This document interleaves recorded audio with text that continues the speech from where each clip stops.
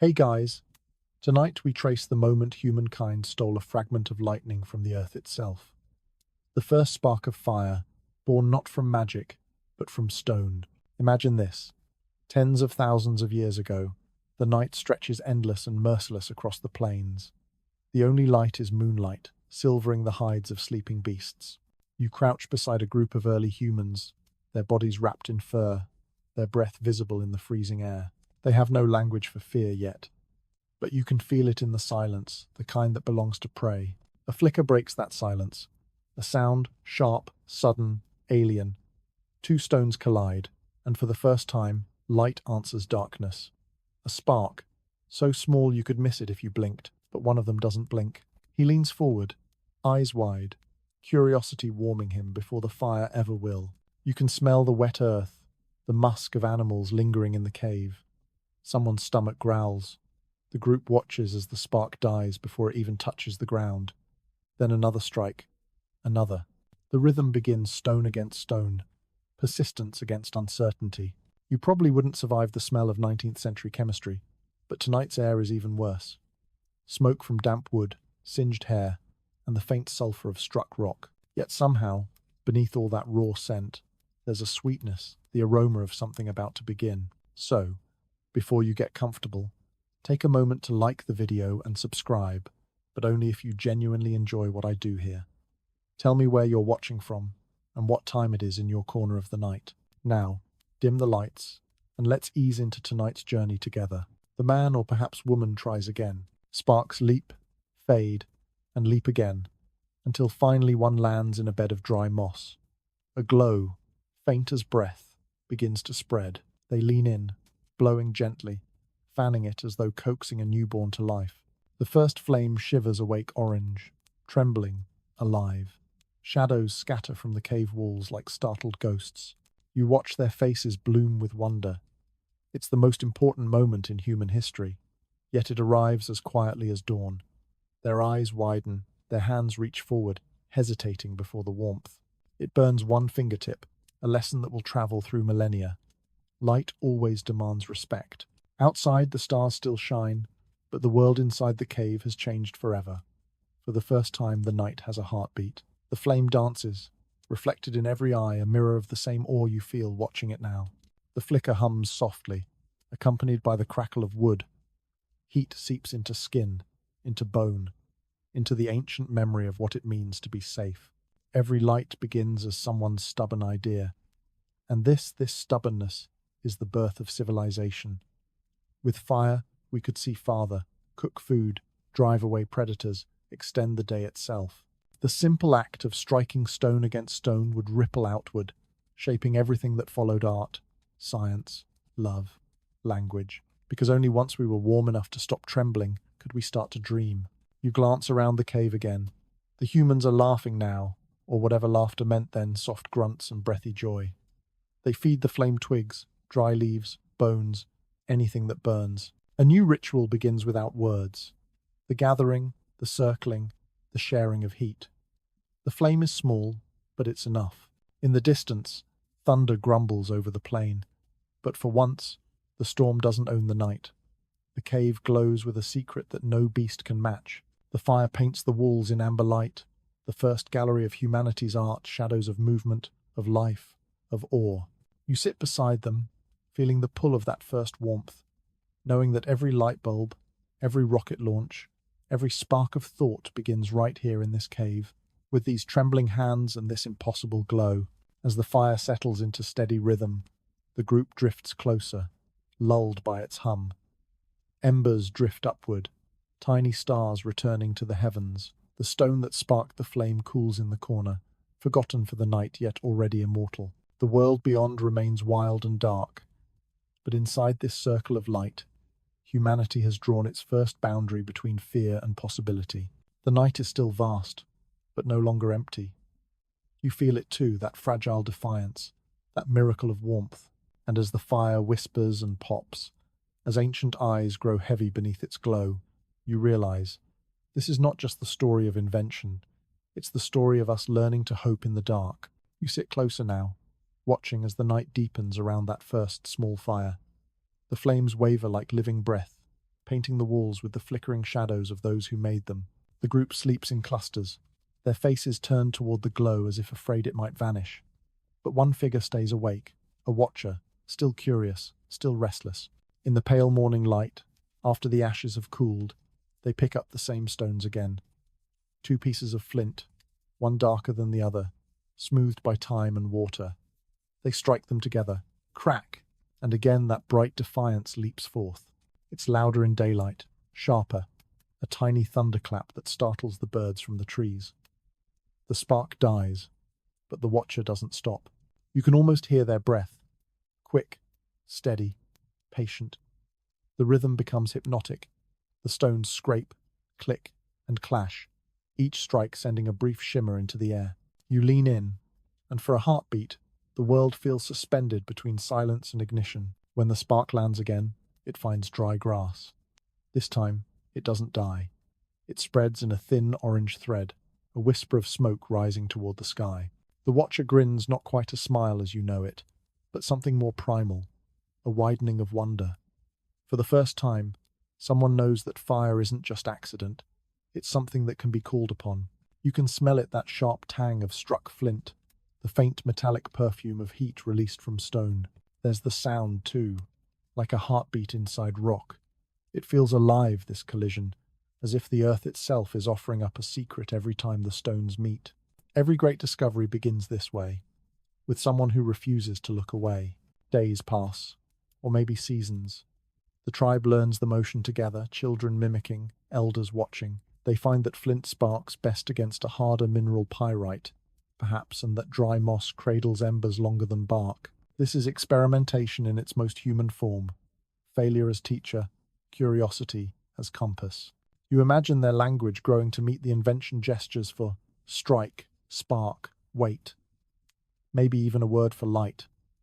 Every sound they make is a step closer to story. And story, like fire, is how we carry knowledge across generations. The watcher, now teacher, becomes something more, a keeper of mystery. Around them, fire starts to mean more than heat. It means safety.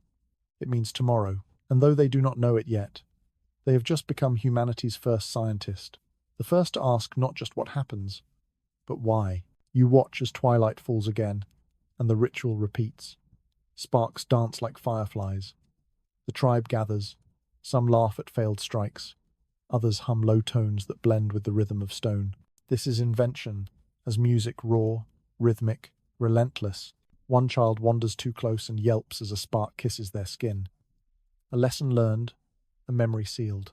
The group soothes the child with ash, cool and grey, discovering by accident that burned stone becomes medicine too. Every act of creation leaves an echo of discovery. The sky deepens, smoke rises.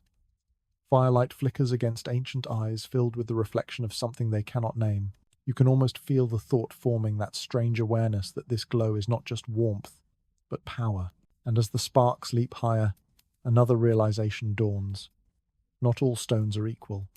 Some are dense, predictable, obedient to rhythm. Others crumble or refuse to ignite. The watchers learn to search for the right kind flint, smooth and grey, with veins of glassy strength. The earth becomes their first teacher, and from it they take the first syllabus of invention. Strike, observe, refine. The fire grows stronger, more reliable. Nights shorten, stories lengthen. Around these flames, plans are born: where to hunt, where to travel, how to survive. The spark becomes the seed of civilization, and the one who first struck it becomes the ancestor of every thinker, every dreamer, every scientist to come. Every light, you whisper, is just a question made visible. Rectfulness. And that's exactly what this was. A question answered with courage. Could the sky's lightning live in our hands? Could we summon it without waiting for storms? Tonight, you watch that question find its answer, bright as dawn and twice as dangerous. The fire's crackle softens to a hum, a steady pulse like breathing. Around it, life rearranges itself. Shadows no longer rule. Fear begins to lose its grip. In this simple act, this collision of flint and will, the course of our species bends toward mastery. As the tribe drifts into sleep once more, smoke curling lazily toward the night sky, you realize the curious strike was not a moment. It was a doorway, and we've just stepped through it. Morning breaks over the ancient valley, cool mist draped across the low grass. You watch the tribe awaken, slowly yawns, stretching limbs, the faint rustle of furs. The fire from last night is now only embers, glowing faintly like a heartbeat beneath the ash. One of them kneels, breathes softly, and coaxes the spark to life again. It catches, obedient now, like an animal tamed. You can hear the sigh that follows relief, almost reverence. The first lesson has been learned. Fire doesn't have to die with the night. It can be kept alive, carried, fed, and that realization changes everything. The tribe experiments. You can see them discovering rhythm, strike, catch, feed, breathe. The one who first mastered the spark teaches others, their gestures slow, deliberate. Children giggle when the sparks fly. Elders nod, approving but cautious. Fire is no longer a miracle. It is a craft. You kneel closer, watching the details. The way they chip flint into flat edges. The way a hand shades the spark from the wind. The way two stones tap. Not clash, careful, intentional, almost tender. The scent of singed moss rises. The faint smoke curls upward like thought. Some try and fail. Sparks die too soon, hands bleed. But no one stops. Each attempt is a tiny prayer, a rehearsal for mastery. You can feel the patience thick in the air, a new rhythm forming. One that humankind will carry forever. The rhythm of making. A spark lands in dry grass. A thin curl of smoke. A glow.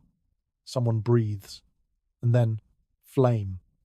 The small crowd lets out a soft cheer, a sound that vibrates with pride. You realize this is humanity's first applause. Fire becomes part of daily life. They learn that smoke keeps insects away, that cooked meat softens and sweetens, that heat hardens clay.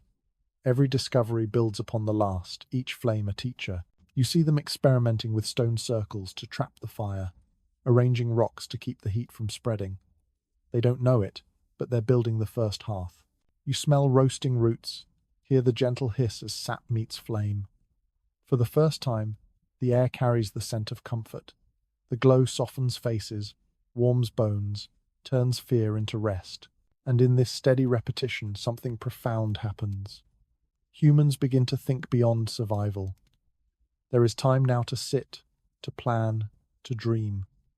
Sparks leap not just from flint, but from imagination. A child watches the fires dance, tracing its light with their eyes. You wonder if that child will one day discover painting inspired by the way flame colors the dark. Maybe art itself begins here, in fascination with the flicker. The tribe learns that sparks can travel carried in burning branches, wrapped in bark, kept alive across journeys. They can bring light to new lands. You see them walking through dusk, each holding a glowing torch, tiny constellations moving across the earth. Every light begins as a stubborn thought, yes, but every lesson begins as imitation, and imitation here becomes inheritance. You notice something else. The stones themselves wear smooth from practice. The flint grows lighter, more elegant. The tool evolves quietly under human hands. The act of striking becomes ritual, one person teaching another, their movements echoing through generations. You can almost hear the whispered instruction passed along. Not too hard. Watch the wind. Try again. By firelight, they begin to share stories. Gestures mimic sparks. Voices mimic thunder. The flames illuminate their faces, their hands, their imagination. Around the fire, they become something new, not just survivors, but storytellers. The night hums softly. Smoke climbs into the stars, carrying the first lessons of human ingenuity. You realize this moment of repetition, of learning, is what separates instinct from invention. The first lesson in light is also the first lesson in patience. As the fire steadies, the watcher older now looks out across the dark plain. The flames reflect in their eyes, twin mirrors of discovery. The wind shifts, scattering sparks into the night, and one lands at your feet. It glows briefly before fading. You brush the ash away and smile, knowing what they can't yet, that one day, billions of years later, humanity will still be chasing that same shimmer in engines, in circuits, in stars. You take one last look at the glowing hearth. It's small, but it holds within it the memory of every future city, every candle, every sunrise shaped by human hands. You whisper to yourself, This is where control begins, not over nature, but with it. And in that gentle flicker, the lesson is complete. Fire is no longer a mystery. It's a companion. You return to the circle where breath meets ember and find that the glow has become more than warmth. It has become a boundary around which people arrange themselves. Those who can call the shimmer on command sit nearest the core, their faces lacquered with soot and a hush of authority. You watch as the youngest linger at the edge, wide-eyed and quiet, while the elders trace slow arcs in the air, their hands rehearsing the movement that turns cold into comfort. Tonight, the air is thick with smoke that hangs like a veil, stinging your eyes as you peer through. A murmur passes along the stone wall, not quite words, more like a tide of breath that carries memory. The keepers begin. One holds the sharp, glassy stone in a palm lined like a dried riverbed. Another places the nest of tinder, small as a bird, into a cradle of bark. The sound comes, that intimate crack, a hushed thunder, and sparks leap in a brief constellation. The group leans in together as if bowing. Nothing catches, and without frustration, they try again. You notice the choreography.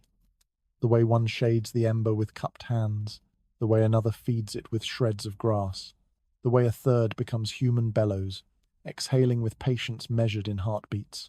It is not merely technique, it is ceremony. Children are not allowed to touch the tools yet. The motion is guarded like a sacred name, taught in fragments to the promising, withheld from the reckless. Mastery here is not just skill, it is stewardship. Near the back of the cavern, a niche in the rock holds tokens, dark stones, a lock of hair tied with sinew, a fragment of bone blackened at the tip. The keepers add a smudge of ash to each forehead that comes forward, drawing a crescent that glints amber in the glow. You can smell the char, sweet and bitter, like earth after lightning. The rasp of stone grows steady, almost musical, and you realize you are listening to the first guild, form artisans whose craft is the survival of everyone else. Some secrets are not for owning, you think, but for carrying carefully through time.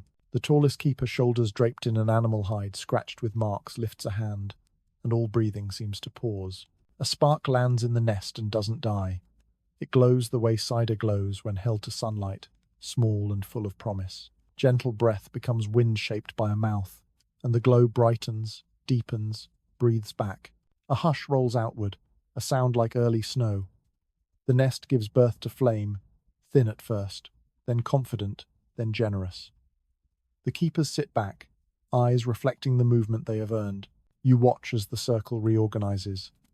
Those who can summon the glow hold power that is not shouted but simply obeyed. They decide when night travel is safe, when meat may be cooked, when smoke must be hidden. The others do not resent.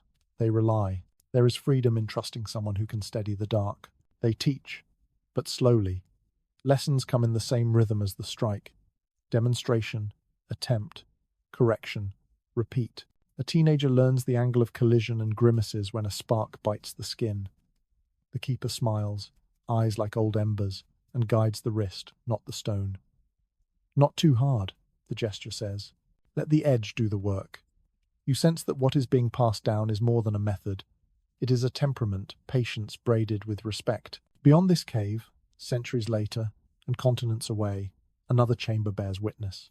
You remember how archaeologists, kneeling in South Africa's Wonderwork cave, found ash-burned bone and plant material deep in layers of time, a sign that people tended controlled flame there roughly 1 million years ago. The thought glows in your mind as steadily as the coals at your feet.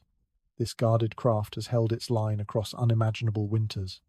The evidence sleeps in sediment like a diary written in smoke. Back in the present moment of the story, the keepers seal the lesson with an oath of silence that is more posture than promise. Hands pressed to chest, eyes lowered, ash smeared into hair.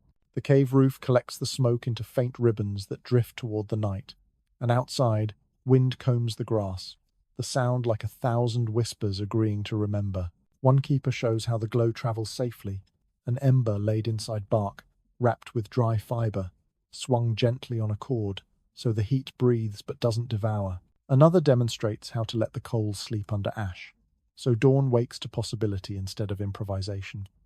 The cave smells like a kiln paired with rain, and the walls glitter with mica as if lit from inside. A child, braver than wise, mimics the motions in secret and fails. The nest smolders, then dies with a little sigh. There are no harsh words, only a quiet return of tools to adult hands and a new rule added to the invisible law. Desire does not equal readiness. The keepers are gentle gatekeepers, firm in the knowledge that one mistake could erase a family, a season, a lineage. In guarding the glow, they are guarding time itself. The circle disperses. At the entrance, a woman with hair braided tightly sits with the embers, humming. Each phrase drops like a pebble into a still pool. She tilts a stick and draws lines in ash. A map of the ritual, perhaps, or a memory of when the glow faltered and was saved. You see her add small shells atop the marks, a counting system to track attempts and successes. Data lives here too, inside memory and mark. The keepers are not simply mystics, they are the first archivists. As night leans in, the firelight softens the cave into a womb of gold. Outside, predators patrol, their breath white in the cold. Inside, the glow domesticates fear. A hair hangs above the coals, turning slowly, dripping fat that sizzles when it meets heat. The smell is buttery and wild. Laughter rises with the steam, and the keepers allow themselves to smile, their roles lightened by gratitude. You notice how the whole group has learned a new etiquette. No one steps over the hearth stones. No one wastes dry kindling. No one sleeps without checking the coals. The craft has grown teeth rules that keep the glow from becoming a monster. This is how power matures, not by hoarding the spark, but by teaching the responsibilities that orbit it. Remember that first shimmer we saw, born almost by accident? Here it has become a covenant. The circle speaks it without speech. We will keep this alive, and it will keep us alive. We will share it, but we will not be careless. The keepers embody the paradox. Every invention brings that mastery is freedom tied to duty. A breeze snakes through the entrance, and the flames bow, then stand again. The keepers place a flat stone to shield the heart of the fire, and you hear the change in tone, a softer roar, more controlled, like a river persuaded by banks. The instructor looks at the apprentices and taps the stone once. A reminder, protection is as important as ignition. Someone coughs. A baby stirs and settles. The stars outside pull tight around the hill. The keepers arrange their tools carefully on a ledge, edges turned inward, and brush their hands with ash to dry sweat, a small detail you tuck away. Because details are how knowledge survives people. Power, you think, is most dangerous when it forgets why it was given. The glow subsides to a patient red. The last act of the night is quiet.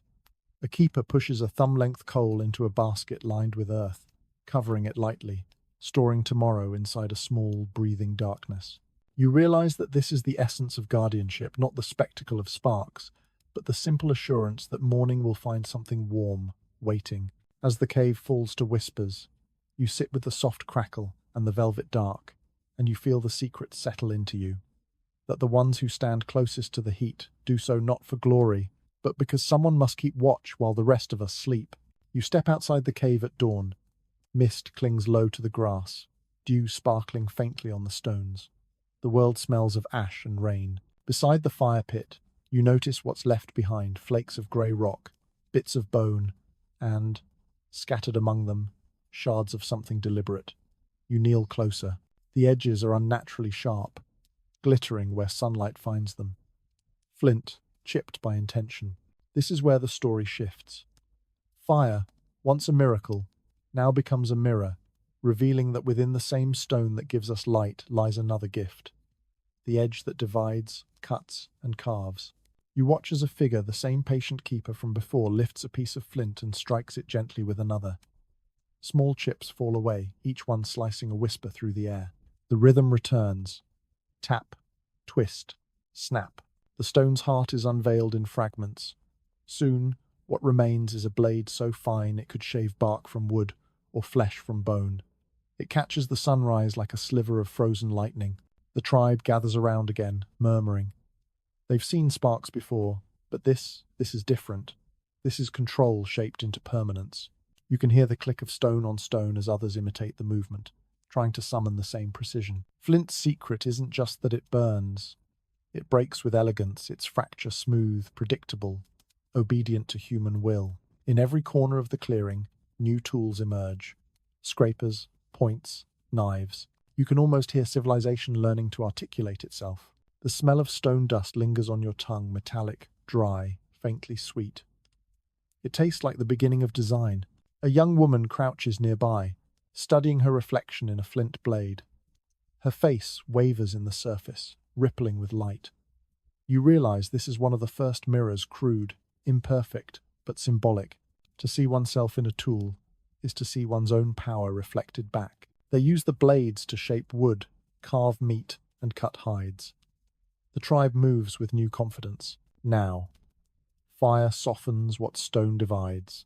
Stone sharpens what fire tempers. Together, they become the twin teachers of humanity's first industry. You remember the archaeologists' whispers centuries later about how flint knapping sites stretched across the earth from the chalk cliffs of France to the riverbeds of Kenya. Each flake a fingerprint of ancient minds thinking in sequence. The rhythm of shaping stone was the rhythm of thought itself. Every tool, you think, is a sentence written in the language of survival. The keepers of the spark evolve into makers of edges. They teach the same patience, the same reverence, but now their lessons draw blood. A careless hand can cut deep. Mastery demands attention. The air fills with the sound of effort, concentration, and the occasional curse of pain. But no one stops. Even failure is useful. The flakes themselves become arrow tips, drills, needles. You watch as one man sharpens a piece until it gleams, then tests it on a strip of animal hide. The blade slides through effortlessly. His eyes widen pride, fear, awe, all mingled. Around him, the others murmur in approval. Another first applause, this time quieter, edged with respect. At night, the fire reflects in the flint edges laid around the circle like tiny suns. The sight is mesmerizing, the orange glow caught in every shard, light multiplying itself infinitely. The tribe no longer depends on a single flame. They carry it in every tool, every hand. The stone has become an extension of the mind. You listen to the conversation that follows, grunts, laughter, the rhythm of explanation. The creators have become teachers once more. One points to the pile of discarded flakes and gestures toward the fire. The lesson is simple but profound. Nothing is wasted. Even fragments can cut, even remnants can serve. It's the first spark of philosophy, the understanding that creation carries responsibility. The days grow warmer. The tribe's range widens. They carve wooden handles, binding stone with sinew, inventing the first composite tools. Flint transforms from raw material to partnership. Its beauty lies in its duality. The same strike that brings light can also draw blood. In that paradox, humanity finds its reflection, both creator and destroyer, both tender and dangerous. One evening, the woman with the mirror-like blade holds it near the fire and studies the glow dancing across its edge. Her eyes catch the same shimmer. For the first time, she seems aware that the tool she holds is more than a thing.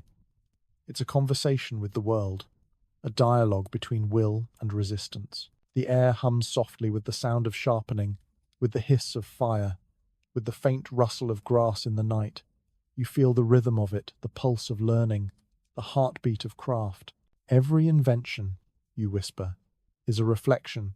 We carve the world, and it carves us in return. The keeper, now older, walks among them, watching, guiding. His hands are scarred, his eyes tired but bright. He picks up a shard, tests its balance, nods approvingly. He knows that this, too, will spread beyond their valley. Flint will outlast their names, their shelters, even their bones. But in every future hand that holds a knife, a spark, a tool he will live on. You look once more at the growing pile of blades, their edges catching the last light of dusk. The field glitters like a constellation fallen to earth. The first engineers have arrived, and their workshop is the open world. The fire beside them burns low, steady, reflected in every edge. The night feels safer now, not because the dark is gone, but because someone learned how to meet it with light and precision. You stand at the edge of a vast horizon grass, rippling in the wind like the surface of a sleeping sea. The tribe has moved on. They carry their fire with them now, tucked in bark, guarded in woven baskets. Like a fragile heartbeat they dare not lose. The flint lies among their tools, wrapped carefully in animal hide, its edges dulled by travel but never by time. This is an age of wandering, a migration of minds as much as of bodies.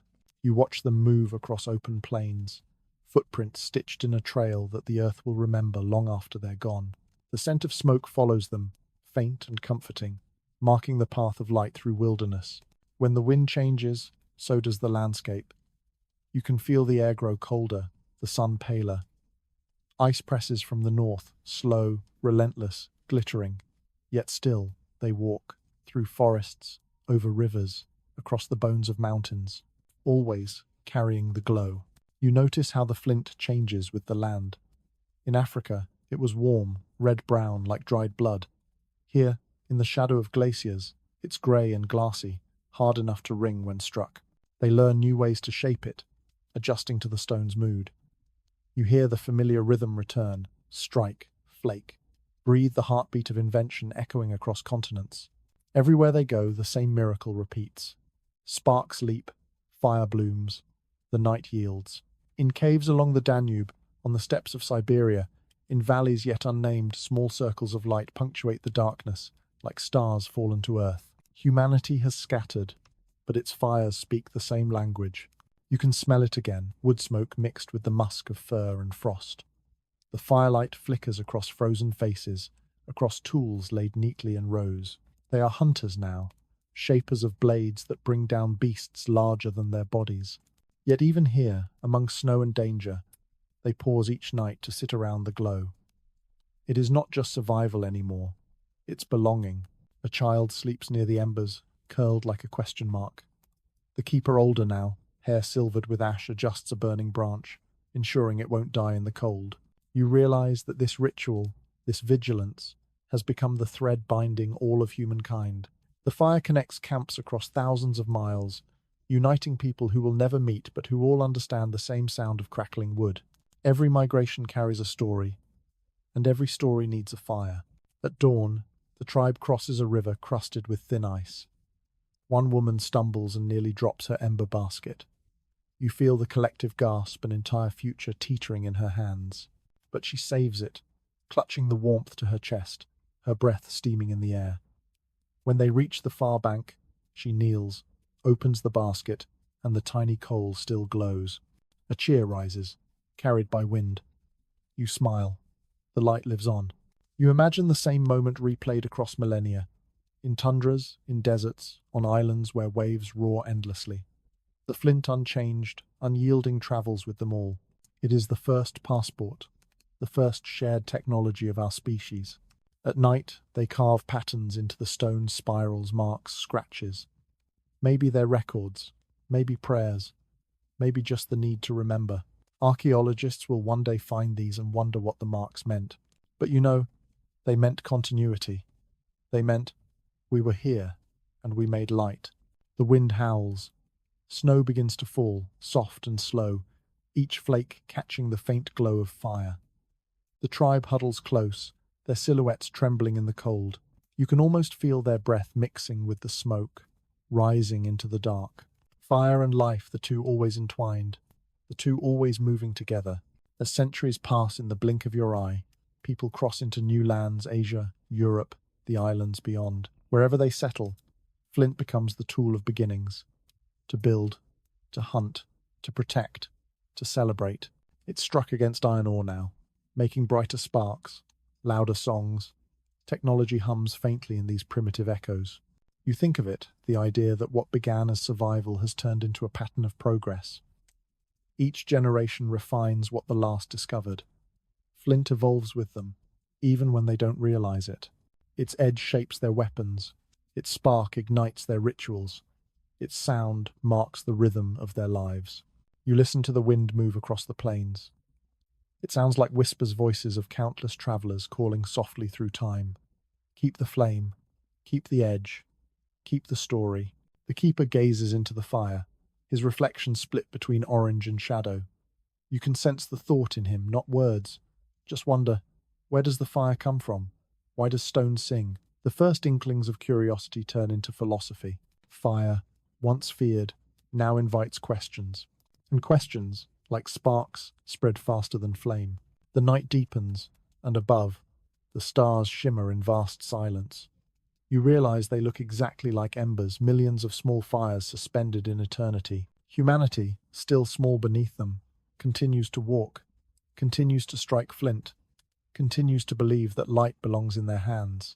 And when the tribe finally disappears over the horizon, the smoke of their camp lingers, curling upward into the sky, blending with cloud, with time, with memory.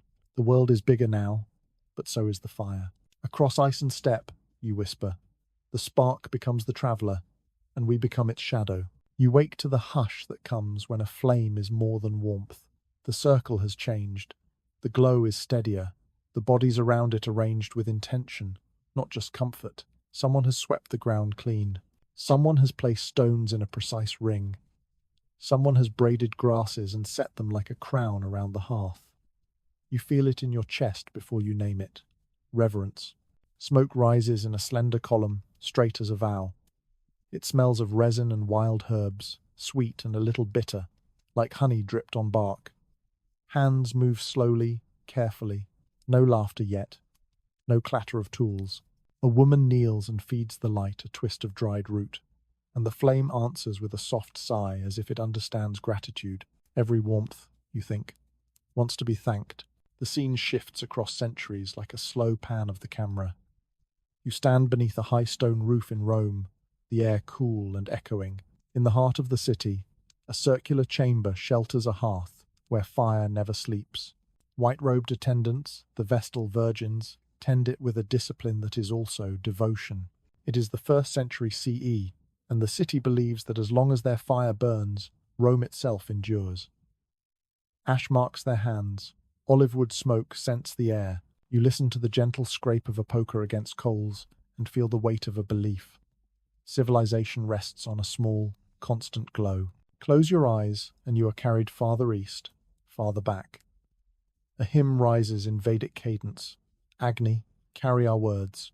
It is around 1200 BCE in the plains of the Indian subcontinent, and priests lay sacrificial wood in precisely measured squares. Butter sizzles as it meets the heat, the scent of ghee blooming rich and heavy. Sparks jump like tiny messengers as voices chant the meter of the Rigveda. Fire here is not just element, it is deity, mediator, the mouth through which offerings become prayer. Your skin warms as the flames lean toward the melody. Another turn of time. You stand in a quiet chamber in ancient Persia, the walls whitewashed, the air almost still. Zoroastrian priests move with soft, practiced steps, their mouths covered with cloth, so breath will not profane the sanctity of the eternal blaze. It is the 1st millennium BCE, and a sacred fire at Ashbarum has burned for generations. You smell sandalwood and frankincense. Bells chime faintly. Here, the light is truth itself, a visible ally of Asher, order against the chaos that prowls the edges of human life. You return to a village on a wind-swept island. At dusk, the oldest person in the community carries a coal from the communal hearth to each home, cupped like a fragile heart. Doors open, faces soften, the coal becomes candle, becomes cooking, becomes lullaby. The flame is a neighborhood in disguise. The farther you travel, the more you see. Olympian myth, where a thief brings heaven's fire to human hands and accepts the punishment of gods. Greek households carving out a quiet center to Hestia, shrines where lamps burn for the safe return of sailors, temples where votive candles tally the hopes of a city. If you listen closely, a single note threads through them, all the conviction that light, when kept with care, keeps us in return. In a small cave, much older than cities, you watch a mother smooth ash over her child's brow, tracing a crescent that mirrors the curve of the moon. The child giggles at the tickle of powder. The mother whispers something that is not yet a prayer but will become one. Be safe. Be warm. Be held. The glow gilds her cheekbones. The world outside prowls and roars. But in here, light remakes the dark into shelter. A drum begins low, steady, like a second heartbeat echoing the first. The people move in a slow circle around the ring of stones, each stepping where the last has stepped, the path becoming soft and certain under bare feet. Someone shakes a bundle of dried seeds. The sound is rain on a distant roof. Someone else hums a note that climbs and then settles, like a bird finding its branch. The flame grows taller when air curls around it, and you see the lesson breathe. reverence is also technique. You think of the Roman hearth's discipline, the Vedic geometry of rituals, the Persian cloth over a priest's mouth. Across cultures, practice becomes protection. The light asks us to behave as if the world depends on it, perhaps because it does. A fact glows inside the haze. In Rome, the sacred hearth of Vesta was tended from roughly the 7th century BCE until the late 4th century CE, when Emperor Theodosius I ended the state cult. You picture the last day that flame surrendered to smoke, and how, even as it dimmed in one place, it burned fiercely elsewhere in temples, kitchens, mountain shrines. Belief migrates like embers, you realize, ferrying meaning across the winds of history. A breeze slips through a doorway, and the fire bows. A priest shields it with a bronze screen. You hear the faint ring of metal and smell the copper-warm scent of heated alloy. A woman sprinkles wine at the edge of the hearth, and it hisses a serpent of steam that rises and vanishes. The child from earlier claps, delighted. Wonder is older than doctrine. Around you, faces tilt toward the light, and in them you read the same question writ 1,000 ways. Is this a thing we made, or a presence we met? You can't answer. That's the work of centuries, but you can feel what they feel. That tending the glow gives the night a rhythm, a boundary where gratitude can gather. Faith, you whisper, is the shape we give to awe so we can carry it. Not all reverence is temple-bound. In a farmhouse centuries later, a single wick pools with beeswax and lantern glass fogs with warmth. A mother mends a shirt by that small sun. A father tells a child a story about the day the storm took the roof but spared the hearth. A pot simmers and the steam smells of onion and thyme. No altar here, and yet the hush says otherwise. Humble rooms have always known how to sanctify ordinary light. Tales spread with the smoke. A traveller swears that a lighthouse flame saw him through wrecking waves. A sailor knots a charm to keep spark and salt reconciled. A shepherd gives thanks when lightning strikes a dead tree and lights a signal across the moor. Gratitude accumulates like ash, soft, pervasive, long-lasting. The rituals mature into rules. Don't let the children run near the ring. Don't leave the door open when the wind is high. Don't waste the dry kindling. Share coals with the neighbour whose fire went to sleep. These are small commandments, but they hold the same gravity as stone tablets. They keep chaos at the door. You remember the first time you watched a spark hesitate, then bloom. Here, every gesture around the flame is a memory of that hesitation, transformed into care. The circle has learned that the same light that cooks and comforts can burn and devour. So they bow to it, not as slaves but as partners, equal parts humility and courage. Night thickens. The chant diminishes to breath. The attendants lay a cover of ash over the heart of the fire so dawn will find it ready to wake. The room smells like closeness, smoke in hair, wool warmed by bodies, a trace of frankincense lingering almost like a promise. A small bronze bell softens the silence with one last note. Before you leave, you look back. The glow is quieter now, an ember's eye half open in the dark. It seems to watch you, and you can't help but bow, just a fraction, the way people everywhere have tilted their lives toward a small, living core. Remember that first spark we saw? Accidental and wild? It has become a symbol taught by echoes, the sign of belonging, the mark of continuity, the whisper that says we are held by something we can hold. And in that quiet reverence, you understand. When people crowned the glow with faith, they weren't making it larger. They were making themselves gentler. The night is still vast, but now it carries meaning, a soft circle of belief warming the long dark from the inside. You wake to the sharp, singing kiss of two different worlds meeting stone and something darker, denser, forged in heat and hammered into will. The sound is brighter than you remember, a metallic chime that lingers in the chill air like a tiny bell. When the edge strikes, a starburst leaps hotter, whiter, more insistent, and falls into a waiting nest of tinder that has been treated with care. Breath follows, steady and practiced. The ember fattens, glows, becomes a thread of living orange. You feel the warmth tug at your cheeks, and you know the old spark has met its partner. The scene widens, and centuries turn. You stand amid a scatter of tools on a workbench scarred by generations of intent. There is a horseshoe, a chisel, a curved bar whose purpose becomes obvious only when it rings against the glass-grey stone. The bar is tempered, high in carbon. the sort of metal that gives up tiny shavings when struck at the right angle. Each shaving becomes a fleck of fire. The workshop smells of coal smoke and hot oil, sharp and iron sweet, tinged with the ghost of last night's ash. Your throat tightens with it, and you swallow the taste of making. A fact glows here as clear as the coals. By the Iron Age, people carried strike alight small hardened steel pieces and paired them with sharp stone to call fire on command. Archaeologists will later lift them from Roman campsites and Viking graves, the iron still shaped like a curled smile, the story of mornings and journeys hidden in their rust. You picture a grave in the north, a traveller sent to the next world with blade, beads, and the looped crescent of a striker by their hip light as provision for the road. The motion is different now. You watch a hand arc the metal in a swift, economical stroke. Instead of crushing the stone, the mover scrapes the steel, letting the spark come from the tool that can afford to lose itself. There's philosophy in the gesture. The stronger thing offers a little of its body so that warmth can happen. You hear the hiss as a fleck lands on tinder fungus amadou, a felted velvet made from the heart of a bracket mushroom, and the ember grips it tenderly. As though remembering a debt, someone tears a square of smoky black cloth, soft as old paper. It is charred linen, light as a moth's wing, and it takes fire like a whispered yes. Progress, you think, is just patience, given better tools, unoftation. Wrecking Manus, night falls in a timbered house, where the wind rattles shutters and the rafters smell of pitch. A traveller loosens a leather pouch and spills its world onto the table, the curled striker, the stone, a tin full of char cloth, the amber disk of fungus, a twist of dry flax. The clock ticks like wood tapping a window. He lifts the steel, strikes once, twice, sparks flower. One finds the cloth and opens a small red eye.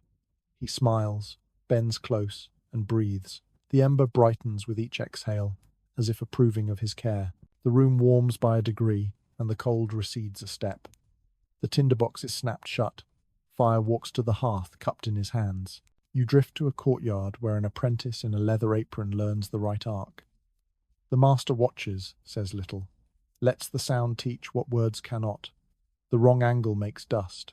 The right angle sings like a plucked string. The apprentice startles when a spark bites his wrist and grins with the shared soreness of learning. You smell hot metal, wool, sweat, and the crisp scent of fresh-shaved wood.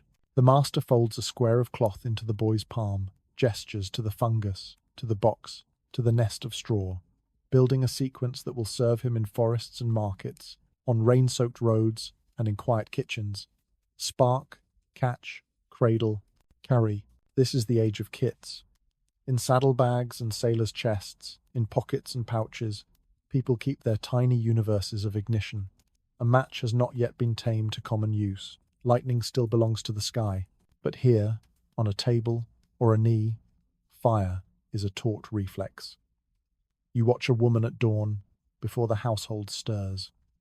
She opens the box without looking, her hands already knowing what to seek in the dark. 3 strikes, a breath, and the kettle is promised to sing. There is power in this humility, the ritual that says, we will begin, again, and again, and again. Across a river, in a city that hums with merchants and bell towers, you lean into the edge of a market stall where a smith sells curled strikers shaped into flowers and fish, and the letters of family names. Ornament has arrived at the threshold of necessity. Even survival wants grace. He lifts a piece, rings it against the stone for you, and the noon light blurs into a brief constellation. Children squeal. The smell of roasted chestnuts threads through the iron tang of the stall, a warm braid of comfort and craft. Not all days are kind. A winter storm snaps trees and smothers fields. In a hut, a mother kneels by a tiny ember that refuses to wake. The charcloth is damp. The fungus sulks. She rubs the steel dry with her sleeve and moves closer to the coals until her eyelashes feel the heat. Strikes fall in a quick run. One spark leaps to a drier edge, settles, and she cups her hands to her mouth. The sound is nothing, a private sky. A wind she makes herself, but it is the difference between hunger and soup. When the flame stands, she laughs quietly, astonished again by the same miracle she's managed 100 times. Repetition does not cancel wonder, it refines it. In a barracks yard, a line of soldiers kneel beside their cook fire. The officer carries a horn of tinder. The youngest fumbles the kit and curses softly. The eldest nudges him with a boot and points to the striker's curve. Use the belly, not the nose. Instruction passed along the way, people pass along songs. The pot will boil, the bread will soften, the night watch will begin with warmth in the bones. A fact flickers in the background like a lamp seen through rain. Wheel locks and, later, flintlocks will soon harness this same chemistry to drive thunder from the mouths of metal tubes, changing the fates of empires. But here, before that leap is made, the partnership is domestic. Intimate light for soup, for stitches, for the candle that lets a scholar trace a line of ink across a page at midnight, the scratch of quill like a cricket behind the fire's hiss. You return to the workbench. The steel cools to a dull glow and the stone sits quiet, inscrutable as ever. Together they have built an ecosystem of gestures, kit-making, cloth charring, fungus slicing, box carpentry, small crafts orbiting a single need. You run your fingers along the striker's curve and feel the grooves where countless days have passed. Each scrape a tick on time's tally. Tools remember us, you realize. They hold fingerprints, the way the night holds stars. A child watches you and mimics the motion with a stick, tongue peaking in concentration. The parent lets the pantomime go on, then offers a square of spent cloth for practice. No spark, only the theatre of it, because wisdom knows when to keep the real thing for later. Safety here is not fear. It is love rehearsing tomorrow. The house quiets. The ember in the grate settles into a red punctuation mark. You listen to the silence between the ticks of the cooling iron and count breaths until even those slow. The kit is packed, the lid secure, the pouch tied. On the table, a trace of ash draws a crescent like a secret smile. Remember that first wild shimmer? You ask yourself, hearing again the harsh clack of stone on stone. It grew up. You can feel the truth in your chest that partnership is the route by which chaos becomes recipe. Stone alone was miracle. Metal with stone is method. Outside, frost tightens its grip on the world. But inside, the next beginning waits for hands and habit. The spark sleeps in a box, warm as a kept promise, and you rest in the knowledge that, when dawn comes grey and indifferent, someone will open that little universe, ring steel upon edge, and turn morning friendly again. You open your eyes to a sound that feels like thunder trapped in miniature clack, bang, smoke. The air tastes of saltpeter and burnt iron, and the scent pulls you into a different century altogether. The gentle hiss of the hearth has become something louder, sharper, disciplined. Flint's spark, once coaxed for warmth, now commands power. You are standing in the 17th century. The world smells of sea air, gun oil, and ambition. Empires rise not just on sails, but on sparks. You can almost hear it, the crisp snap of a flint striking steel within the heart of a musket. A spark leaping into a waiting pan of gunpowder, the roar that follows, echoing across valleys and oceans alike. The spark that once promised safety now delivers conquest. You watch as a gunsmith in France, in a dim stone workshop lit by narrow windows, hunches over his bench. His name might be Marin le Bourgeois, the craftsman credited around 1,610 with refining the flintlock. Before him lies an elegant mechanism of springs and levers, steel polished to a mirror sheen. His fingers are steady, reverent almost. He fits a tiny shard of flint into a vise of jaws, sharp, translucent, the colour of frozen smoke. With a gentle twist, it's secured. When he pulls the trigger, the world changes. The hammer arcs forward, flint kisses steel, sparks cascade like a shower of comets. In an instant, powder flashes, then fire leaps, contained and violent, directed and deliberate. The crack rattles the rafters. The gunsmith exhales, heart pounding, knowing that he's harnessed nature's oldest rebellion into something portable. You smell it, sulphur, iron, sweat, and the faint sweetness of wood smoke from the forge. It's intoxicating and terrible, the perfume of a new era. Out on distant fields, soldiers in polished boots kneel in unison. Muskets rise like a metallic tide. When the command sounds, the line fires as one a volley of thunder stitched with flame. Smoke blankets the air, acrid and grey.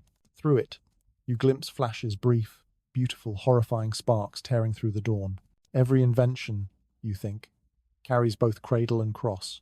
Flint's child has grown into a weapon. It will travel across continents in the hands of explorers, mapping new worlds. in colonists claiming lands that already lived with their own fires, in soldiers marching under banners of destiny. Wherever these sparks land, they change the soil. You follow one across the Atlantic, where a colonial settler kneels by the shore, tamping powder into the barrel of his flintlock. His hands shake from cold, not fear. He strikes the trigger, and the spark leaps again, obedient and fierce.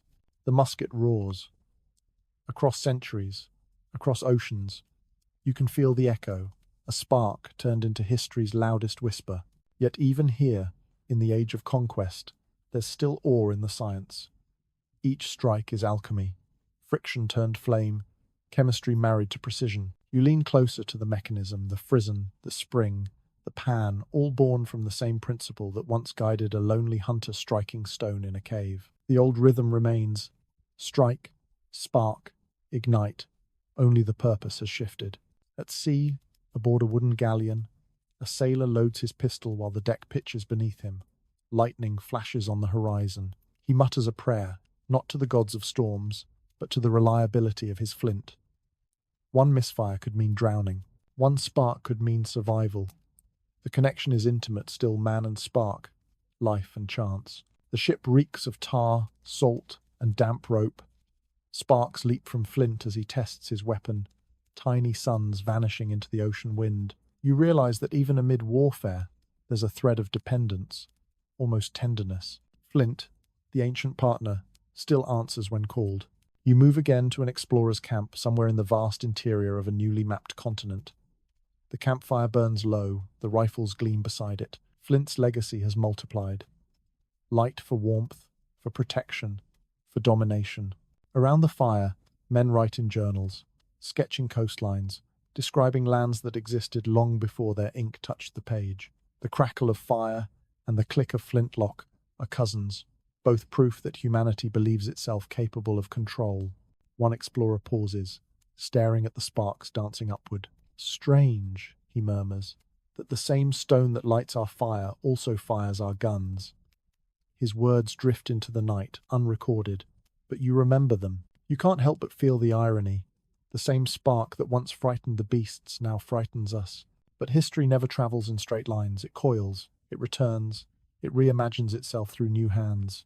You think of the forge again, Marin le Bourgeois, wiping sweat from his brow, unaware that his invention will circle the globe, changing the trajectory of kings and commoners alike. You think of the hands that will hold his mechanism, some trembling, some sure, all convinced they're mastering the flame. And still, under all that noise and smoke, the flint remains itself. A humble piece of earth, unbothered by morality, unchanged by purpose.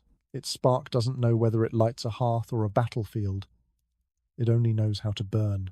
The gunpowder haze clears, and for a heartbeat, silence returns. You see the old fire reflected faintly in the steel of the musket, as if it remembers the cave, the moss, the first spark. Maybe, in its own quiet way, it mourns what it has become. The soldier cleans his weapon, the explorer records his map, the gunsmith files another edge, and somewhere, far from war and empire, a family still strikes flint to light a hearth. The two worlds exist together, joined by the same ancient rhythm. You close your eyes and listen. The echo of the gun fades into the soft crackle of wood, the scent of smoke familiar again.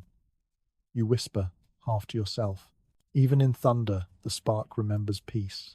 The smoke clears from battlefields and drifts into quieter air. You find yourself in a cottage, a place small enough for the heart to feel full.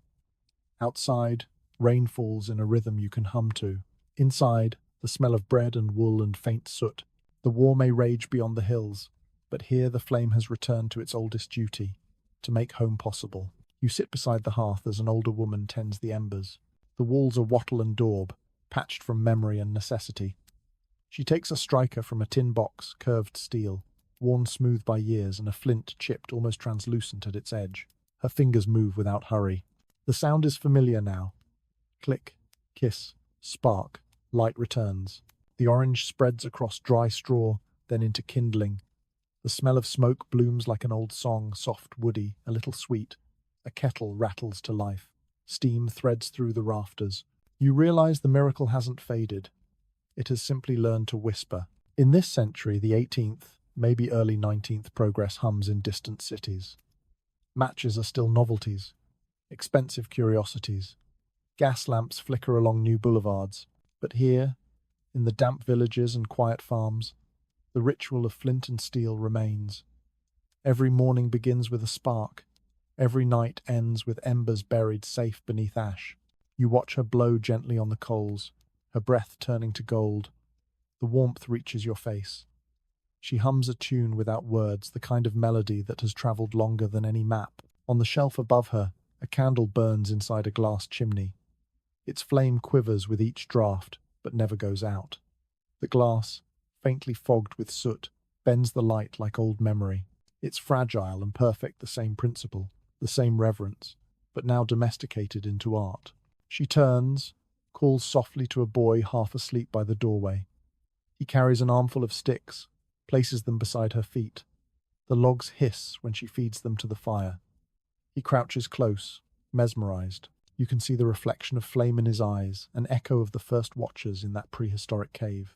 Every generation, you think, must discover fire again, even if it's only in the eyes of a child.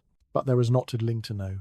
A cat stretches near the hearth, tail brushing your leg.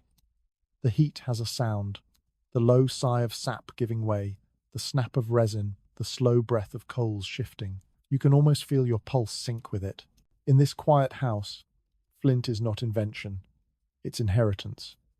The striker is passed down like a story, a simple tool, blackened by time, kissed smooth by countless hands. A mother lights the morning with it, her son one day will light his own. Each spark carries lineage, not just light. Through the window, you see others doing the same.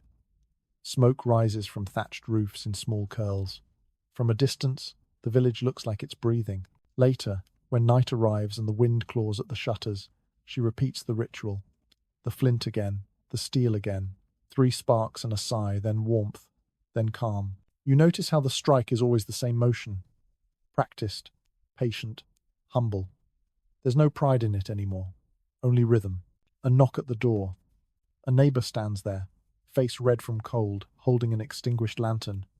Without a word, she gestures him in. He places his lantern beside the hearth, opens the lid, and waits.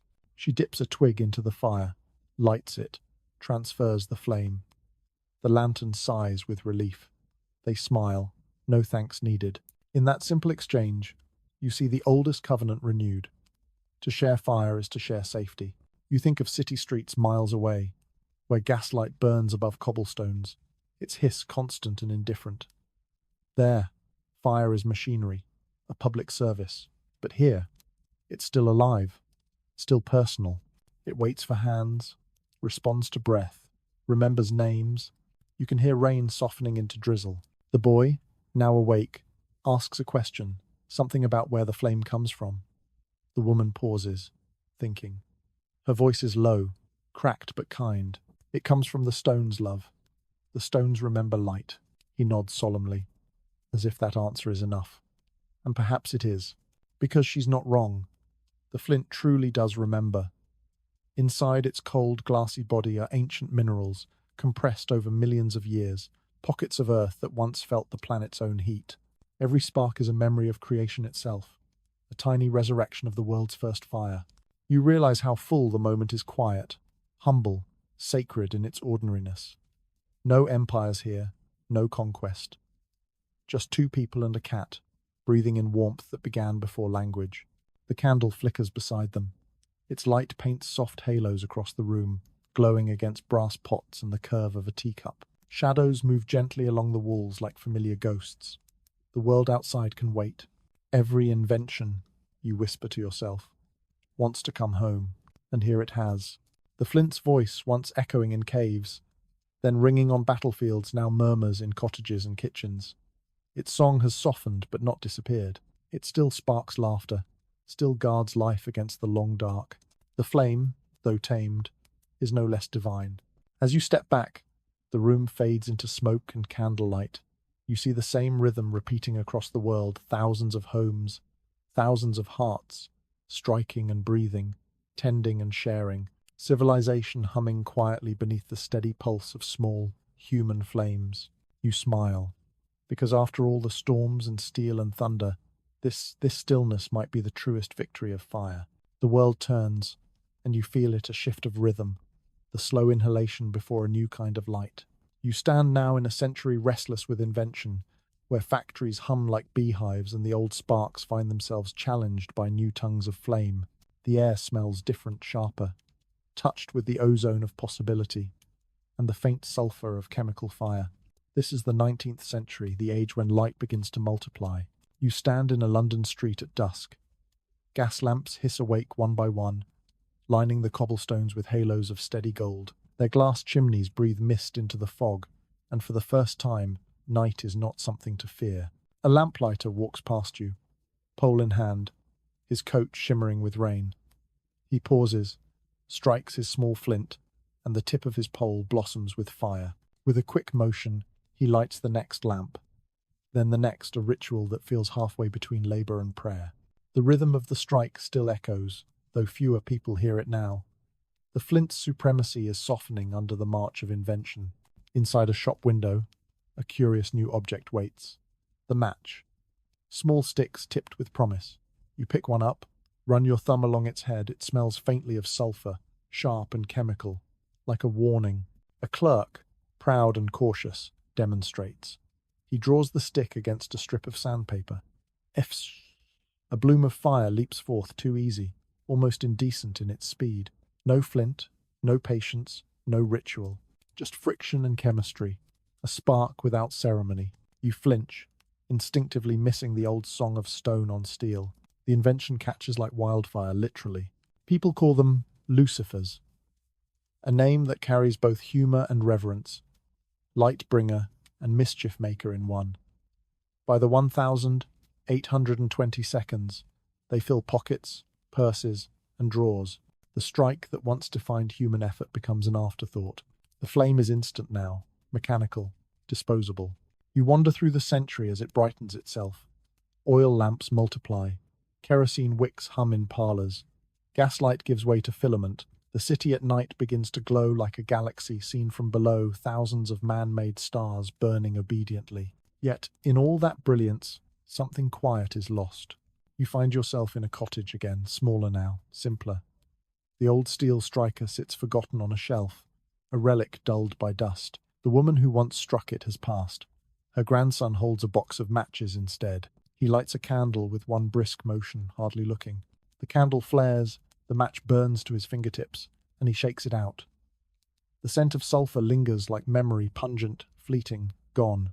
Every tool, you think, frees us and forgets us, in equal measure. Outside, children play with fireworks, their laughter sharp and bright. The sky blooms with color magnesium whites, copper greens, sodium yellows. These two are Flint's descendants, sparks reimagined into celebration. What once was sacred, then weaponized, now dances for joy. Humanity's relationship with fire has always been complicated, awe and control forever intertwined. You visit a factory at twilight. Inside, rows of women assemble matches by hand. Their fingers are nimble but stained with white phosphorus, a poison they can't yet name. The air smells of vinegar and rot. You watch one worker, young, her eyes red from smoke, hold a match to light her pipe. The glow softens her face for a moment, then fades. She coughs. The cost of progress always hides in the air we breathe. In a corner, an older man sharpens flint tools, not for striking, but for curiosity. Archaeology is now a word. Museums begin to bloom.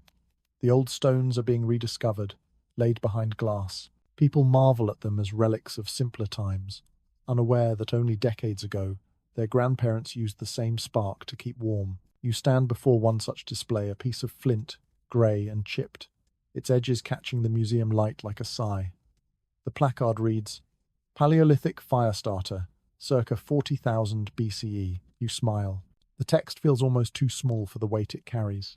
You imagine a visitor leaning close, seeing their reflection in that same shard. For a moment, history loops the stone, seeing its future, the human seeing their beginning. But outside, the electric lights hum to life, and the reflection fades. Progress has found a new rhythm. By the end of the century, the match has conquered the world.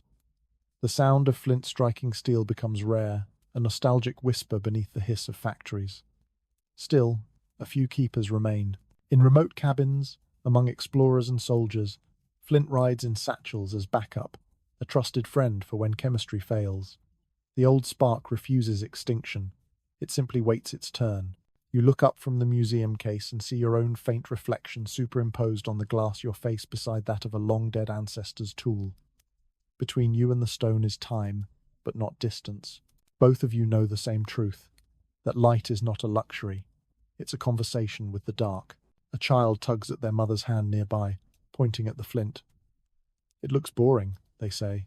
The mother smiles softly. "Maybe, but without it, we wouldn't be here." You step outside as dusk deepens. Gas lamps flicker along the street one last time before electric bulbs take over. The world hums with progress, but you feel the faintest ache for the patience that came before ease. The match has stolen the stage, but Flint, the old actor, watches from the wings, knowing that every performance ends in smoke. The rain begins again, gentle, rhythmic, cleansing the scent of sulfur from the air. Somewhere, in the dark countryside, an old hiker still carries a piece of flint in their pack, striking it against steel for the simple pleasure of remembering. And as that spark leaps tiny, defiant, eternal, you understand. Progress may replace tools, but it never replaces wonder. You open your eyes to silence, a soft, dust-thick quiet that smells faintly of stone and time. The fire is gone, long gone, but its story has left fingerprints everywhere. You're kneeling now, not in a cave or a cottage, but in the bright, brittle air of an excavation site. The 20th century has turned curiosity into science, and once again, the spark has drawn people closer. You watch as an archaeologist brushes away layers of earth. The motion is almost tender bristles, teasing grains of sand from what looks like nothing at all. Then the outline appears. Chipped flint, a cluster of fragments darkened by age. The man exhales. "Burnt stone," he whispers, reverence mixing with recognition. Around him, cameras click, journals rustle, and the wind stirs ancient ash into the sunlight. It's South Africa, perhaps Wonderwork Cave, where fire was first tamed 1 million years ago. Or maybe Europe's limestone shelters, where buried hearths bloom again under careful hands. You don't need to choose. They're all one place, really the memory of warmth hidden inside the planet. The team works slowly. Each layer is a page of a book no one realized they'd been writing. A piece of flint glints in the light, its edge still keen despite the ages. You can smell the dry dust, feel the heat radiating off the excavation lamps, and hear the scratch of brushes, the same rhythm as stone striking stone, just quieter now. Every discovery feels like a conversation resumed. One of the archaeologists, a young woman with dirt streaked across her cheek, lifts a small flake between her fingers. It's featherlight, almost translucent. She turns it under the sun and smiles, not because it's valuable, but because it's familiar. "They knew exactly what they were doing," she says softly. "This was skill. We left it linge." Her voice trembles a little, as if she's realizing that the first toolmakers were not primitive brutes, but artists of precision. Flint isn't random. It breaks along predictable lines, a conchoidal fracture, scientists call it, and ancient hands knew this instinctively. Each flake was shaped by purpose, each strike a note in the symphony of survival. You watch her place the flake beside a darkened patch of soil, the ghost of a hearth. Inside it, microscopic flecks of ash gleam under the microscope's lens, proof of fire's long companionship with humankind. She leans close, and you realize she's seeing more than evidence. She's seeing continuity. Every spark we make, you think, is a memory of the first one. The scene shifts. You're in a museum now, the air cool and humming with quiet awe. Behind glass, thousands of flints gleam like captured lightning knives, scrapers, points, and drills, each one a whisper from a life long extinguished. School children press their noses to the glass, wide-eyed. A guide speaks softly. "This one's from Norfolk, this one from Kenya. This one might have lit the first hearth in France." The visitors nod, murmuring as if in a cathedral. The light above flickers slightly, and for a moment the glass catches your reflection. Modern clothes, electric light glinting in your eyes beside the reflection of that chipped grey stone. It's a strange communion, one creature of the future gazing into the handiwork of its ancestor, both tied by the same need to make light from darkness. You wander deeper. In another exhibit, a display shows a recreated prehistoric campfire, an illusion of flame dancing over artificial logs. A hidden speaker plays the sound of crackling wood. You close your eyes, and the illusion almost works. You can smell the phantom smoke, hear laughter in an extinct language, feel warmth that isn't really there. The museum has become a time machine, powered by the memory of flint. At the far end of the hall, a new exhibit opens. The evolution of firemaking. It moves from flint to matches, to lighters, to plasma arcs and induction coils. A timeline of brilliance.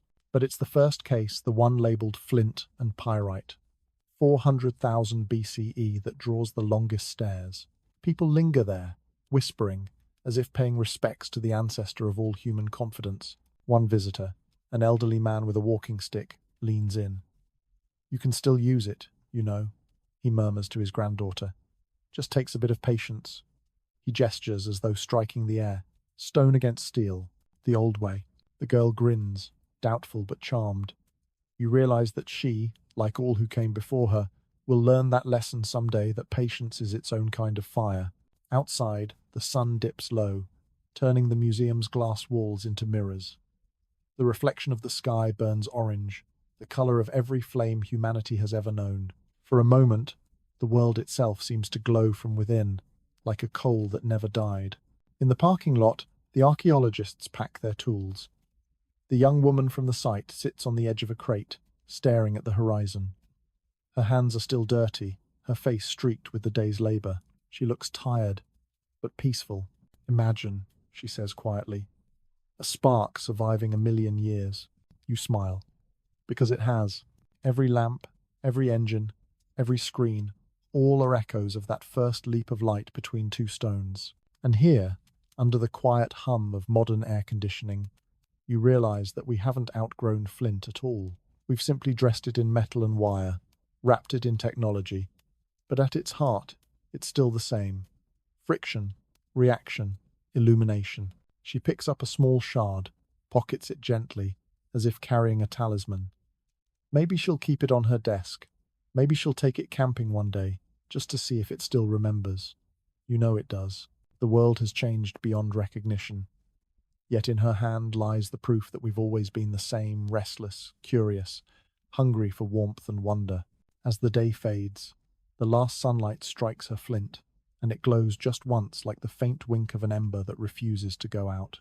"Even buried," you whisper. The spark waits. The wind smells like pine and rain again. You hear water over stone, not a river of ages past, but the narrow tumble of a mountain stream. The world around you hums with quiet modern life. The muted crackle of a campfire, the slow zip of a sleeping bag, the click of a lighter that doesn't catch on the first try. You are in the present now. Or something close to it. A camper sits cross-legged on damp ground, frowning at the rain-streaked metal of a stove that refuses to spark. Around their boots lie the conveniences of a century. Nylon, steel, synthetic rope, a phone that has lost its signal. The hum of civilization fades into forest silence. Frustration replaces confidence. Then a pause. A memory from some survival guide, a half-remembered YouTube video. They reach into a side pocket and pull out something small, wrapped in cloth. A piece of flint, a shard of steel, the colorless relic of 1,000,000 years of persistence. They strike. The first spark is pitiful, a flash swallowed by the damp. They try again. Chick, chick, chick. The rhythm returns. The sound is ancient and utterly new at once. Finally, a thread of orange clings to the fluff of birch bark. Breath becomes bellows. Smoke trembles. Fire answers. You smell it, that unmistakable scent of new flame after rain. A perfume of steam, sap, and redemption. The camper laughs out loud, relief bubbling into something older, something ancestral. You watch the joy spread across their face, not just warmth, but belonging. "Still works," they whisper, as if thanking the past itself. The forest listens. A second camper joins, hands outstretched to the heat. They ask where the spark came from, and the first shrugs, smiling. "Old trick. Thought it might be worth knowing." They don't know it. But those words have been spoken countless times by tribes, by wanderers, by teachers and grandparents. The phrase itself is flint, striking history into the present. As the fire grows, you see the glow reflected on tent fabric and raindrops. It's small, but it's enough to keep the night kind. Somewhere between their laughter and the hiss of wet wood, you hear the echo of that first cave. Breath, patience, wonder. Every age thinks it invents light. None of them truly do. You look around the camp. Flashlights lie nearby, their batteries dying. A portable stove sits unused. And yet, the fire, that soft, living presence, draws all attention, all comfort, all story. Someone pulls out a guitar, someone else. A packet of marshmallows. The flames become a stage for the same play humans have rehearsed forever. Gathering, talking, remembering. The fire spits once, a reminder of its power. The campers laugh nervously, leaning back. They've been taught about safety, about extinguishing every ember, yet still. They're mesmerized. Some instincts never unlearn themselves. One of them, staring into the coals, says quietly, "You ever think how weird it is that we can make this? Just whenever we want?" The others nod, thoughtful. For a moment, conversation fades. All that remains is the crackle, the soft shuffle of logs, the sigh of wind through trees. You realize they are feeling what every ancestor once felt, that strange, humble pride at having turned night into something friendly. The fire burns low, coals pulsing like a slow heartbeat. The campers lean close, faces golden. One traces a stick through the embers, drawing glowing circles that fade into ash. The gesture is the same one carved onto cave walls 30,000 years ago. You almost expect her to start painting. Every fire, you think, is a mirror. It shows us how far we've come and how far we've never left. You follow the smoke upward through the canopy. It weaves between branches, carrying the scent of pine and memory into the stars. Somewhere beyond, satellites blink, modern fireflies orbiting the Earth. Light upon light, all descended from the same tiny leap between stone and will. Far away, in another world of glass and concrete, a survival instructor teaches a class in a park. The students' phones ready to record gather around a small steel striker and flint. She strikes once, twice, and when the spark catches, applause erupts. Cameras flash. Likes and hearts fly across screens. The ancient miracle now streams live, algorithmically blessed. You smile. Progress hasn't erased the spark. It has simply put it online. And still, in quieter corners, hikers and wanderers return to it, the comfort of making fire with their own hands, the reassurance that not everything depends on batteries or wires. They carry flint like a promise. If all else fails, I can still make light. You kneel beside the fire again. The warmth settles into your palms, your clothes, your thoughts. For all the centuries that separate you from those first keepers, the feeling is unchanged.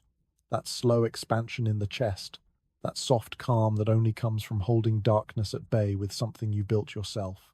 The flames fold lower, the night thicker, the air damp with ash and pine. Someone yawns, someone laughs, someone whispers, "Don't let it go out." The old rule endures, always has. The campers cover the coals with earth before sleeping, careful, almost reverent.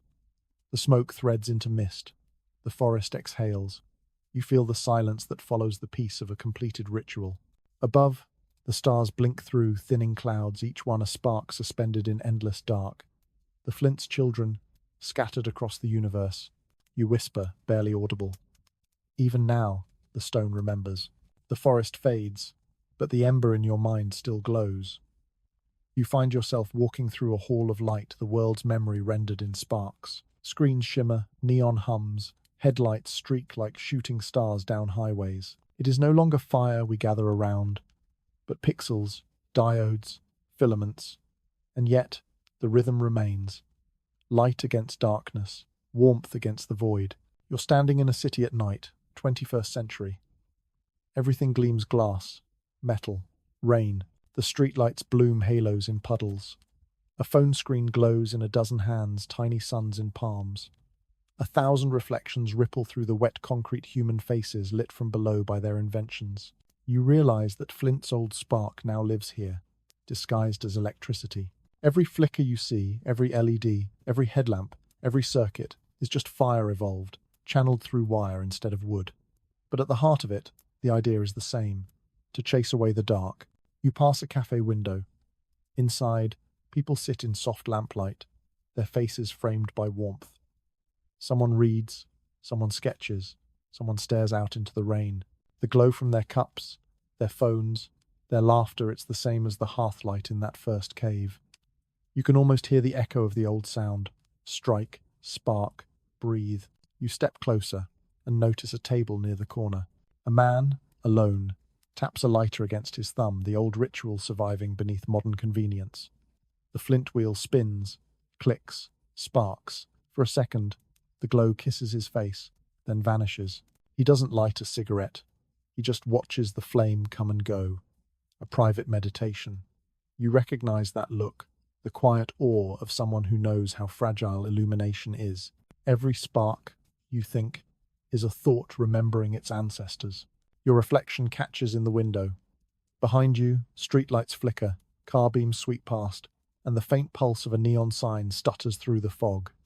It reads, Open. 3 letters burning electric red, the modern equivalent of the campfire's invitation. You feel the kinship across millennia. Come in. It's safe here. In a nearby alley, an artist works under a single hanging bulb. Sparks fly from her welding torch, flaring blue-white against rusted steel. The hiss is fierce but rhythmic, like breathing through flame. She wears goggles, hands steady, each spark a stroke of creation. You smell ozone, iron, and sweat the city's new incense. This is fire tamed beyond recognition, yet truer to its essence than ever. We no longer just feed it. We shape it, harness it, coax it into technology and art. The same desire that once drew cave dwellers to flame now drives innovators to the hum of current. Somewhere, a server farm hums an ocean of invisible fire, each chip glowing faintly as electrons race through silicon. In those pulses, you realize, are echoes of every strike of flint. Civilization now burns with data instead of tinder. Still, the human part hasn't changed. We stare at screens for comfort the same way our ancestors stared at fire, hypnotized, soothed, united by the glow. You remember the archaeologist's flake of flint, the camper's trembling spark. Their echoes live here too. The rhythm of innovation is simply the rhythm of breathing through time. Curiosity inhaled, discovery exhaled. You walk on, down a quiet street where an old lamppost stands. The plaque at its base reads, Gaslight, C, 1890. It's been rewired for electricity, but the design remains the same. Curved glass, iron spine, a crown of light that hums softly against the drizzle. You run your hand along its cool surface. Somewhere deep inside, you can almost hear flint striking steel. A memory hums faintly from the museum, from the cave, from every place the spark has lived. The story has become cyclical now, invention, transformation, remembrance. Each generation thinks it creates something new, but really, it just rediscovers the same conversation in a different language. You think of the philosophy that has followed fire through time, its duality, its reminder of humility. Every light we build still asks the same question. Can you wield power without letting it consume you? The answer, as always, is complicated. You pass a billboard flashing brilliant white light into the night.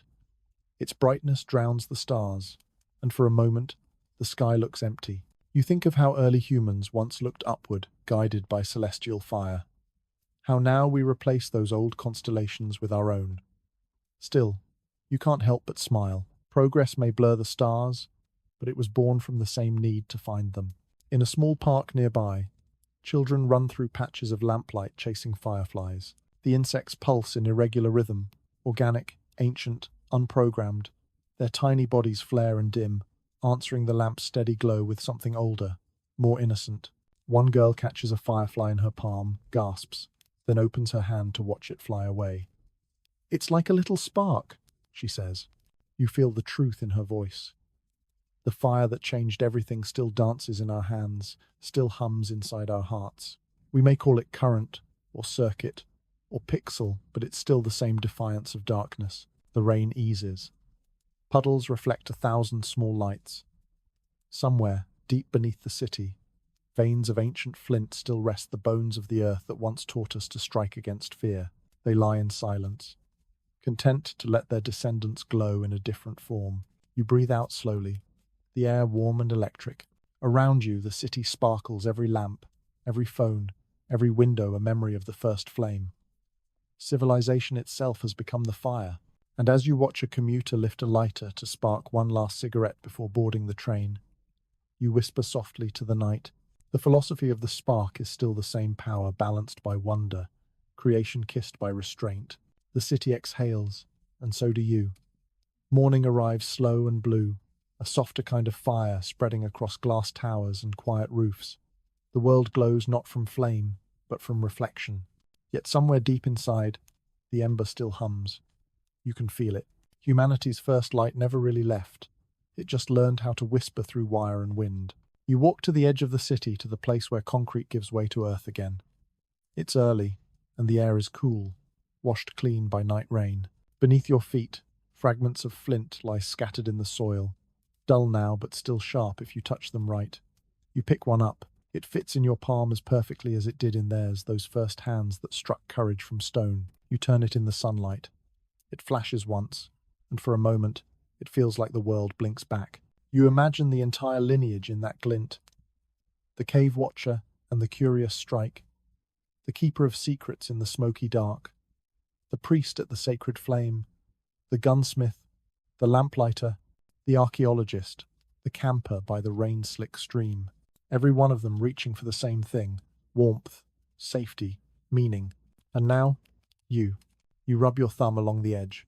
It's smoother than you expected, worn by time, but it still knows how to cut, how to shine. You wonder if the stone remembers the first sound of itself being struck, if some echo of that spark still lives in its grain. A breeze moves through the grass. You hear the faint hum of distant power lines, today's lightning tamed into current. Even here, far from the city's glow, the world hums with electricity. It's the same pulse that once leapt between two stones in a dark cave. Fire's body has changed, but its spirit still moves through everything we build. A small group of hikers passes you on the trail. One of them carries a magnesium fire starter hanging from their pack, modern Flint's descendant, still waiting for the right pair of hands. They nod to you as they pass, unaware that they're carrying 1,000,000 years of history at their hip. You smile, because that's how legacy works, invisible until someone looks closely enough to see the ember underneath. You sit for a moment, the flint resting against your knee. The morning light catches its surface, and for an instant, you see your reflection faint, ghost-like, merging with the stone's grey shimmer. You realize that all along, the story wasn't about invention, but about attention. Fire didn't change everything because we made it.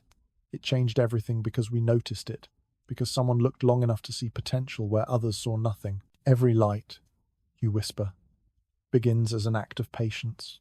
The clouds part. The sun rises fully now, gilding the horizon with gold.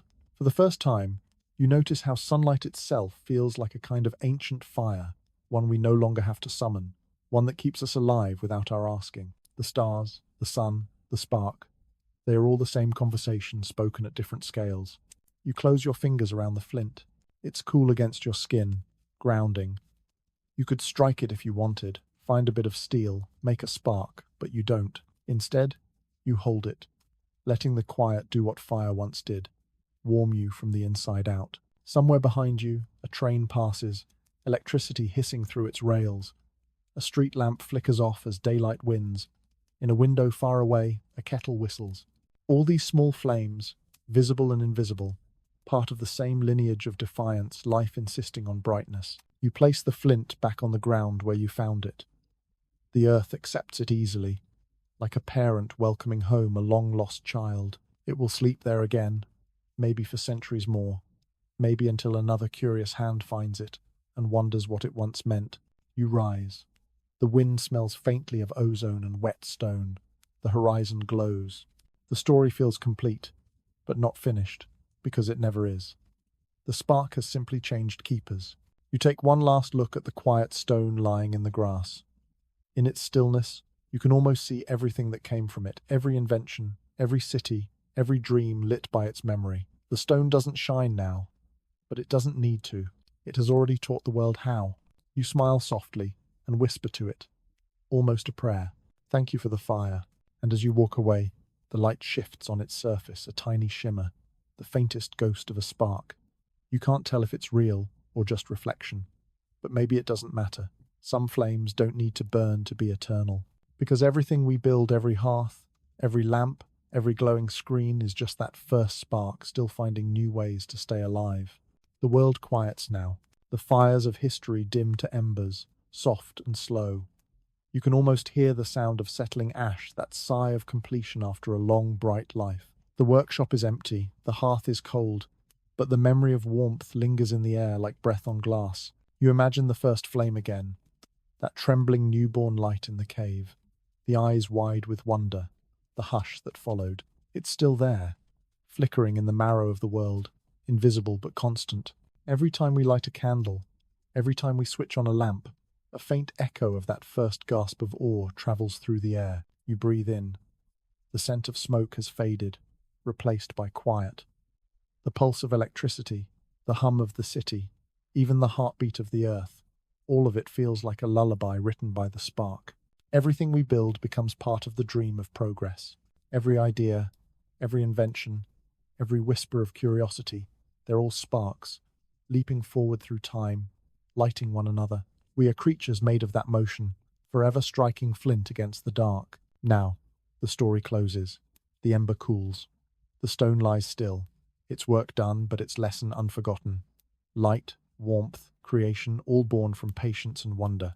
So close your eyes. Let the night fold around you. Somewhere, deep in the dark, a single spark still glows, small, steady, eternal, waiting for the next hand to find it.